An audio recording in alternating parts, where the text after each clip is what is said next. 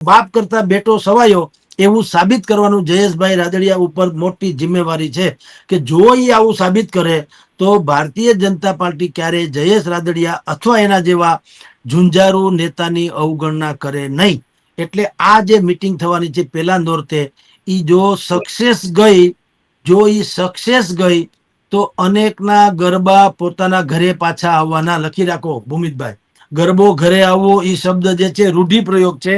એનો અર્થ એમ છે કે કેટલાયના અરમાનો જે અત્યારે ચડી બેઠા છે ભારતીય જનતા પાર્ટીના સંગઠનમાં અને સરકારમાં, ચડી બેઠા શબ્દ વાપરું છું, એ બધા ગડગડિયા પાણાની જેમ આવશે હેઠા, અને જે પરફોર્મન્સ બતાવી શકે એમ છે જયેશ રાદડિયા જેવા લોકો, એને ત્યાં આરૂઢ થવાની વ્યવસ્થા થશે. એટલે સૌરાષ્ટ્રના રાજકારણમાં નહીં, ગુજરાતના રાજનીતિમાં જબરદસ્ત પરિવર્તન લાવે એવું આ સંમેલન રાજકોટમાં પેલે નોરતે યોજાવાનું છે. જી.